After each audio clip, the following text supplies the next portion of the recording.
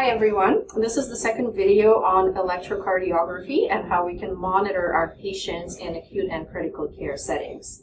In this video, I will talk about 5-lead patient monitoring. So if you recall, a 3-lead gives you leads 1, leads 2, and 3 on the monitor. Now, if we want to see more, we can connect patients to a 5-lead, where you can also see the augmented chest vectors, so AVL, AVF, and AVR. And I strongly recommend that you review those before watching this video. So how do we set up a 5-lead monitor? You need your stickers. In this case, I'm using EKG stickers, but you can also use stickers that are round that are provided by the unit with your cardiac monitors. The locations for the stickers are very similar to a 3-lead, except for we're going to add extra.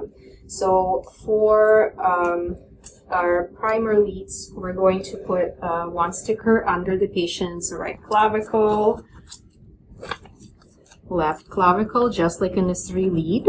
Then we will put 2 leads below the umbilical line on the left side and the right side. The 5th lead can go anywhere on the chest because this is the only precordial lead that the 5-lead monitor records. So I can choose to place it on any of the common electrocardiography areas for the precordial leads. And if you remember, there are V1, V2, V3, V4, V5, and V6 positions. So depending on which area of the heart I want to observe with my 5th lead, I can place it in either V1 to view the septal part of the heart, and V1 would be located in the 4th intercostal space on the right sternal border. I can also place it in V3, which is right below the 4th intercostal space, right here, or I can put it in V6 in the 5th intercostal space in the mid-axillary line. So that allows me to view a heart from different areas, because if you think about it, V1 looks at the septal part of the heart, then V3 will look at the anterior, and then V6 will look at the lateral part of the heart. So depending on what exactly we want to observe, we can choose the location of that 5th lead. Now we are ready to connect our 5 leads. I have placed my stickers in locations according to my institution protocol. And what I have now are the electrodes that I'm going to connect. You will see I have different colors, and it is very similar to a 3-lead monitor. So right will go on the right.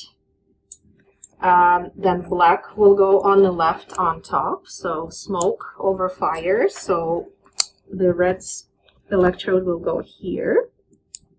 And finally, I have 2 electrodes left. I have green and brown. Green will go on the bottom, on the right side below the umbilicus. And the only way I know to remember is snow over grass. And then you're left with the brown electrode. This is your chest lead. And as we were talking about before, we can place it in a strategic area on the chest to view certain areas of the heart. So your brown lead will clip right here. Now we are able to turn on the monitor and start monitoring. The reason for this type of setup is to monitor patients that are a little bit more critically ill. For example, patients in the resuscitation area in emergency departments, or patients in the ICU that require close monitoring, but that do not usually have a cardiac condition or concern, but they do require a little bit of extra monitoring. And this will allow you to see transient cardiac ischemia because of the extra leads, and specifically the precordial lead that is very helpful in this. So with this type of a setup, we don't only monitor heart rate and rhythm, but we can also see areas of ischemia in the heart.